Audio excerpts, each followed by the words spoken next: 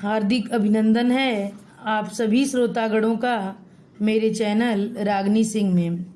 आइए सुनते हैं मालती जोशी जी की बेहतरीन कहानियों में से एक कहानी परंपरा। तो चलिए शुरू करते हैं कहानी परंपरा। अजय का पत्र आते ही घर में जैसे हंगामा बरपा हो गया था। सबसे ज्यादा कोफ्त तो इन्हें हुई थी। तुम्हारे माता पिता का ग्रीन कार्ड बनवाने में मुझे कितने पापड़ बेलने पड़े हैं कुछ पता है? पूरे साल भर की छुट्टियां बर्बाद हो गई थीं। पैसे का तो खैर कोई हिसाब ही नहीं है। शहजादे ने तो वहां से टिकट भेज दिया और छुट्टी पा गए, पर उन लोगों को हवाई जहाज पर बिठाने के लिए मुझे कितना पसीना बहाना पड़ा है इसकी किसी को खबर नहीं है। खबर रखने की जरूरत नहीं है। रहने को एक घर क्या दे दिया है, वे लोग सोचते हैं मुफ्त का मजूर मिल गया है, खरीद लिया है, जैसे जब चाहे बेगार करा लो।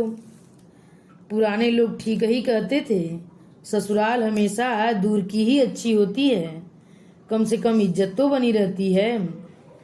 अपना लंबा चौड़ा भाषण समाप्त कर ये सांस लेने के लिए रुके तो मैंने धीरे से कहा, अब अम्मा का मन वहां नहीं लग रहा तो अजय बेचारा क्या करेगा? वह तो बड़ी उमंग के साथ दोनों को ले गया था। अरे सब बहानेबाजी है। दरअसल उनकी प्राइवेसी में खलल पड़ रहा होगा, तभी अम्मा भारी पड़ रही हैं। अब तक तो बाबूजी थे, अम्मा उनके कारण बिजी रहती होंगी। अब तो 24 घंटे इन्हीं को झेलना पड़ता होगा।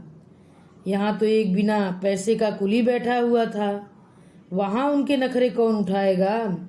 आज बैंक जाना है, कल डॉक्टर के यहाँ चेकअप के लिए जाना है, परसों एकादशी है, मंदिर तो जाना ही है। ये सब गोरख धंधे निपटाते निपटाते अजय बाबू के छक्के छूट गए होंगे, इसीलिए अब यहाँ की याद आ रही है। फिर यह भी डर होगा कि हम कहीं मकान ही न हड़प लें। अम्मा पूरे 3.5 साल बाद लौट रही थी। उन्हें हवाई जहाज पर चढ़ाते समय मैंने जैसे उन्हें आखिरी प्रणाम किया था। उन लोगों के लौटने की कभी कोई आशा नहीं थी। बार बार इतना किराया कौन खर्च कर सकता है, और हम लोगों का तो अमेरिका जाने का सवाल ही नहीं उठता था। बंबई तक का किराया ही बड़ी मुश्किल से जुटा पाते थे। बाबूजी की मृत्यु की खबर पाकर भी सिवाय आंसू बहाने के मैं कुछ नहीं कर पाई थी। जानती थी कि इस समय मेरा अम्मा के पास होना बहुत जरूरी है, पर मैं केवल फोन पर ही उन्हें सांत्वना दे पाई। उसे सांत्वना भी क्या कहा जाए, बस दोनों रोती ही रही थीं। न उनसे कुछ बोला गया न मुझसे।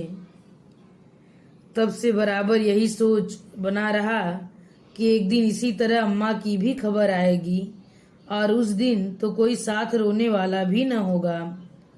इसीलिए जब अजय का पत्र आया तो मैं खुशी से गदगद हो गई। क्षण भर को बाबूजी की मृत्यु का दुख भी मुझे भूल गया।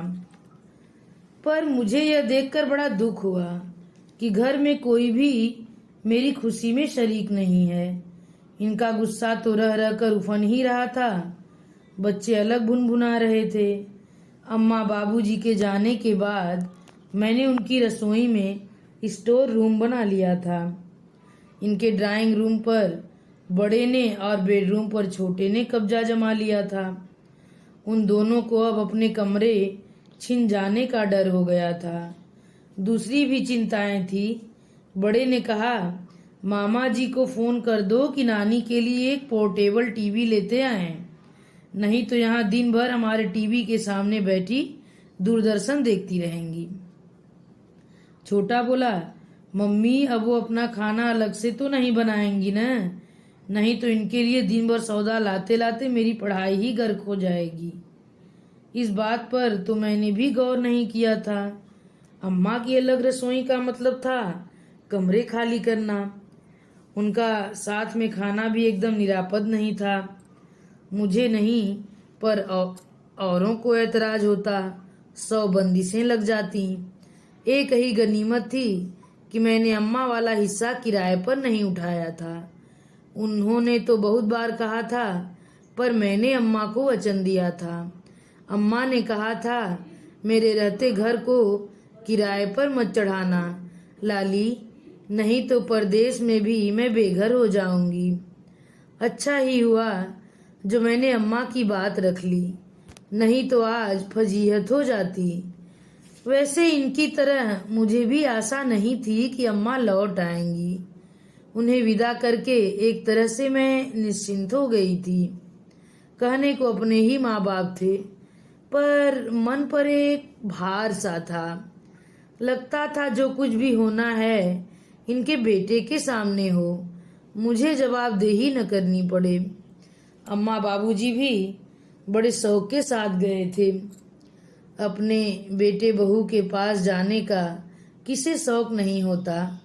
यहाँ रहकर भी उनकी आत्मा अजय में उसके दोनों बेटों में बसती थी।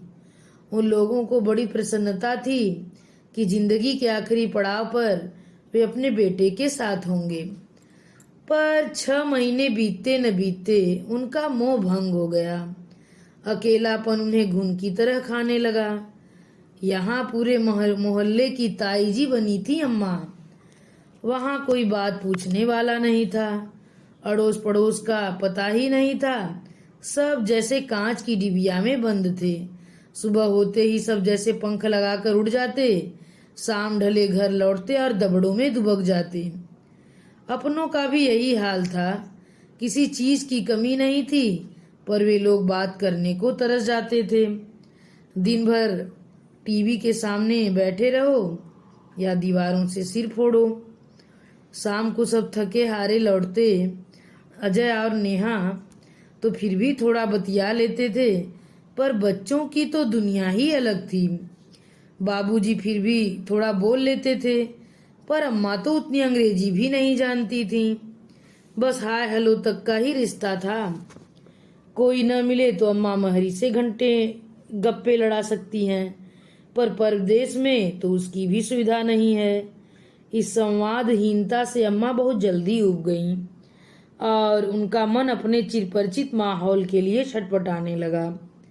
बाबूजी के पत्रों से मुझे अम्मा की इस अकुलाहट का पता चलता। उस जमाने की 8वीं पास हैं अम्मा, पर चिट्ठी पत्री हमेशा बाबूजी से ही लिखवाती रहीं।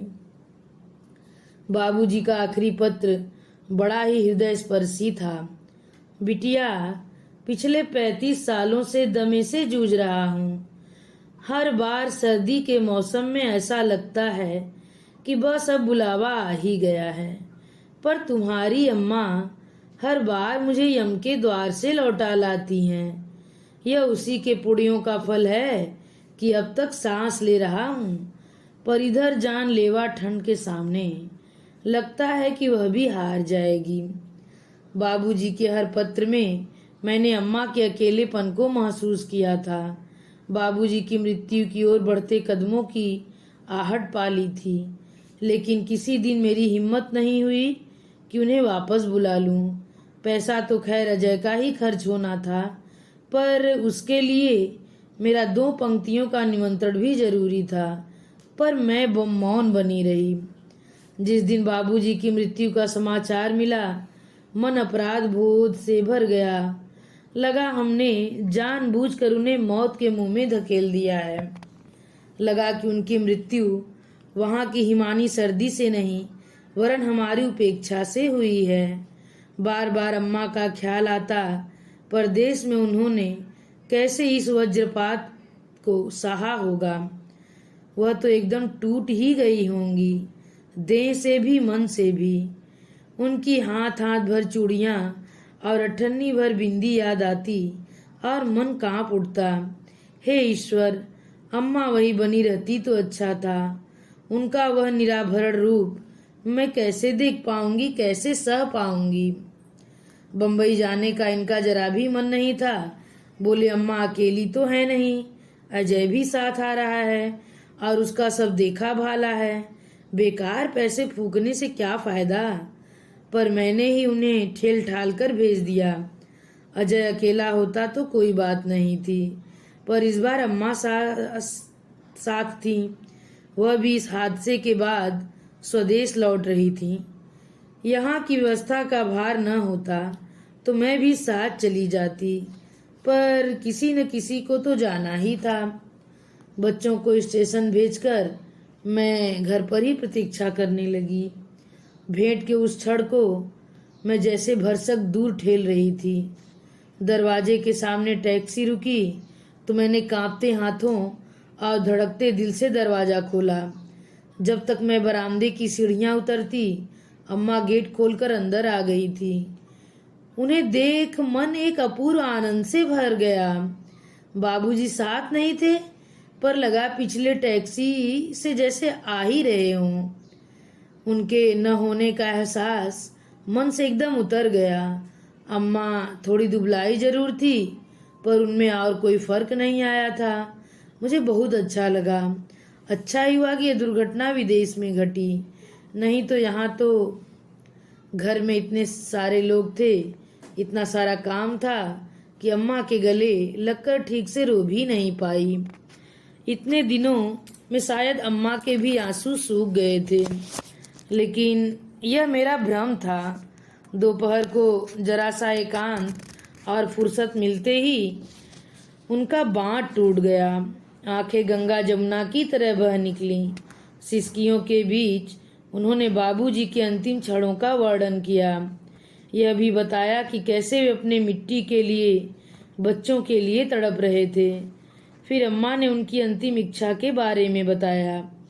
बाबूजी ने अजय से कहा था कि अम्मा उनके जाने के बाद भी वैसी ही बनी रहेंगी, उनकी वेशभूषा में कोई परिवर्तन नहीं होगा। यह बात सुनकर मेरा मन अपने दिवंगत पिता के प्रति श्रद्धा से भर उठा। अम्मा ने उनकी दीर्घायु के लिए कितने व्रत अनुष्ठान किए थे, उनकी कितनी सेवा शुश्रूषा की थी, अच्छे बुरे वक्त में कैसा साथ दिया था, इसे उनसे बेहतर कौन जान सकता था। और अम्मा की तपस्या का प्रतिदान इससे अच्छा क्या हो सकता था। दुनिया में कितने पति हैं जो इस तरह पत्नी को सम्मानित करते हैं। दूसरे दिन से मिलने वालों का तांता शुरू हो गया। जैसा कि मुझे अनुमान था, अम्मा को देखते ही महिला मंडल का सांत्वना का भाव तिरोहित हो जाता। सबकी आंखों में एक प्रश्न उभर कर आता। फिर मैं दबे स्वर में सबको बाबूजी की अंतिम इच्छा के बारे में बताती। तब कुछ आंखें आदर से और कुछ आंखें विस्मय से भर उठती। बाहर जाकर शायद वे उपहास भी करती हों, पर यहाँ तो बड़ी शालीनता से ही विदा होती थी। कई बार अम्मा विचलित हो जाती तो मैं कहती, अम्मा तुम अपने पति की इच्छा का पालन ही कर रही हो और यह कोई पाप नहीं है। 3-4 दिन इसी गहमा गहमी में बीत गए। फिर संवेदनाओं का ज्वार कुछ थमने लगा। अम्मा भी कुछ प्रकृतिस्थ हो गई। वे पहले की तरह महरी से, जमादारिन से, पड़ोस की काकी से बतियाने लगी। फुर्सत मिलते ही अपने बक्से में बंद गृहस्थी खोलने का मन बनाने लगी। पर अजय मुझे कुछ अनमना सा लगा। इस बार उसके पास ज्यादा छुट्टियां नहीं थी। मैंने कहा, अजय 2-4 दिन के लिए बरेली जाना हो तो हो आओ। वे लोग राह देख रहे होंगे। वैसे कायदे से इस बार उन्हें यहाँ आना चाहिए। दीदी, वे लोग कल सुबह यहाँ आ रहे हैं। अच्छा, मुझे तो किसी ने बताया ही नहीं। और किसी को चाहे न बताता, पर तुम्हें तो बताना ही था। दरअसल मैं बहुत परेशान हो गए हो, यही न? भला इसमें ऐसी परेशान होने वाली क्या बात है? मोहित का कमरा खाली करवाए देती हूँ। इत्मीनान रखो, तुम्हारे ससुराल वालों को किसी प्रकार की असुविधा नहीं होने दूंगी। असुविधा का तो कोई प्रश्न ही नहीं है। वे लोग शायद शाम की गाड़ी से चले ही जाएं। तो खाने के लिए परेशान हो, मैं पड़ोस की काकी से कह दूंगी। वैसे मेरे यहाँ खाने में भी कोई हर्ज नहीं है। खाने पीने का कोई झंझट नहीं है, यही खा लेंगे। मेरे यहाँ आते हैं तो खाते ही हैं। तो फिर क्या बात है? बात और क्या होगी? अम्मा को देख तो रही हो। क्यों? अम्मा को क्या हुआ? वे लोग देखेंगे तो क्या सोचेंगे? अजय, कौन विश्वास करेगा कि तुम फिजिक्स के प्रोफेसर हो और पिछले 12 साल से अमेरिका में हो? दीदी, फिजिक्स की प्रोफेसरी का परिवार की परंपराओं से कोई संबंध नहीं है और यह अमेरिका नहीं हिंदुस्तान है। यहाँ की सामाजिक मान्यताएं अलग हैं। मैं अपने ससुराल वालों के सामने हेठी नहीं करवाना चाहता। नेहा भी इसी बात से परेशान थी। मैं विस्मय से उसे देखती रह गई। ऐसे क्यों देख रही हो? सोच रही हूँ क्या सचमुच तुम्हें अपने परिवार की परंपराएं याद हैं? सामाजिक मर्यादाओं का भान है? तो भाई मेरे, इस घर की परंपराएं तो उसी दिन टूट गई थी जिस दिन तुमने यहाँ पहला अंडा फोड़ा था। इस परिवार की मर्यादा तो उसी दिन भंग हो गई थी जब बरेली वालों की बिटिया जींस पहनकर हवाई जहाज से उतरी थी। तुम्हें मालूम है, इस घर की बहुएं बुजुर्गों के सामने कभी खुले सिरे नहीं निकलती थी, पर नेहा ने तो जैसे सारी मान्यताएं ही ताक पर रख दी थी। उतनी बेपर्दगी तो कभी इस घर की लड़कियों ने भी नहीं की। उसके खुले गले वाले गाउन और बिना बाहों के ब्लाउज देखकर तो बाबूजी भी शर्म से मुंह फेर लेते थे। तुम्हें मालूम है, इस घर की बहुएं हमेशा सबसे पहले जागती थीं, सबको खिलाकर खाती थी, सबके बाद सोती थी। इस घर की बहुओं ने कभी बड़ों का नाम ही नहीं लिया। पति का नाम लेने का तो सवाल ही नहीं उठता। तुम्हें बरेली वालों की बड़ी फिक्र हो रही है। बताओ, उनकी बिटिया ने इनमें से किन परंपराओं का पालन किया है, या कि सारी परंपराओं का ठेका अम्मा ने ही ले रखा है? मेरी बमबारी से वह थोड़ी देर के लिए हतप्रभ हो गया। फिर धीरे से बोला, मेरे ससुराल वालों की बात जाने दो। वे तो एक दिन के लिए आएंगे और चले जाएंगे, पर अपने ससुराल वालों का तो ख्याल करोगी कि नहीं? क्या मतलब? जीजा जी भी खुश नहीं है। मुझसे कह रहे थे कि तुम अमेरिका क्या चले गए, तुम्हारा तो पूरा कुनबा ही साहब हो गया। मैं तो सन्न रह गई। शर्म से, गुस्से से भीतर तक लाल हो आई। अपने पति के स्वभाव से, आदतों से मैं परिचित थी। अजय के लिए, अम्मा बाबूजी के लिए उन्होंने कभी कोई अच्छी बातें नहीं कही, हमेशा व्यंग्य या उपहास ही किया। पर मैंने कभी उन पर ज्यादा ध्यान नहीं दिया। जानती थी कि यह उनका हीन बोध है। जीवन में स्वयं तो कुछ बन नहीं सके, इसीलिए शायद दूसरों की प्रगति भी वे सह नहीं सकते। पर अम्मा के लिए ऐसी टिप्पणी, यह तो हद है। वे घर पर होते तो उनका पता नहीं मैं क्या कर डालती। इस समय तो सिर्फ दांत पीस कर रह गई। मेरी उस मन स्थिति को भांप कर अजय वहां से खिसकने की सोच ही रहा था कि पीछे से आवाज आई, अजय बेटा, अब तो खुश हो ना? हम दोनों ने एक साथ मुड़कर देखा। कमरे के दरवाजे पर अम्मा खड़ी थीं। उन्हें देखकर मेरी तो चीख निकल गई। अम्मा, यह तुमने क्या किया? मैंने बिलख कर कहा। ठीक ही तो किया बेटी, वह तो स्वांग था, कितने दिन चलता? वह स्वांग नहीं था अम्मा, बाबूजी की आखिरी इच्छा थी, वसीयत थी उनकी। इस नालायक के लिए तुम बाबूजी की आत्मा का भी अपमान करोगी? अम्मा ने मुझे अंक में भर लिया। बोली, तेरे बाबूजी तो भाग्यवान थे लाली, जल्दी छुट्टी पा गए, पर मुझे पता नहीं अभी कितना जीना है और इन्हीं लोगों के साथ जीना है। इन्हें नाराज करके मैं कहाँ जाऊंगी? मैं एकदम बिफर गई। इन लोगों की नाराजगी की परवाह तुम क्यों करती हो अम्मा? तुम किसी की आश्रित नहीं हो, अपनी छत के नीचे खड़ी हो, अपना खाती पहनती हो, किसी के 5 पैसे की मोहताज नहीं हो। तुम अपनी मनमर्जी के मुताबिक रहोगी। ये लोग रोक टोक करने वाले होते कौन हैं? अम्मा एक फीकी हंसी हंस दी। अपनी मनमर्जी क्या होती है यह तो कभी जाना नहीं बेटी। बचपन में अपने बाबूजी की कही करते रहे, शादी के बाद तुम्हारे बाबूजी की कमान में रहे, उनकी हर बात सर माथे ली, ये सधवा का रूप भी धरा था, सो उन्हीं की आज्ञा थी, नहीं तो मेरी क्या बिसात थी। उनके बाद अब अजय बाबू ही घर के मालिक हैं, उनका कहा तो मानना ही होगा ना। चौथापन में बेटे से बिगाड़ करके मेरा क्या बनेगा, अंत में आग पानी तो उसी को देना है। मेरे सारे तर्क हार गए थे। अम्मा ने कितने नपे तुल्ले शब्दों में नारी जीवन को परिभाषित कर दिया था। उसका कोई स्वतंत्र अस्तित्व ही नहीं है, वह हमेशा से पुरुष के अधीन रही है, चाहे वह पिता हो, पति हो या बेटा। यही उसकी नियति है, यही त्रासदी है और यही परंपरा है।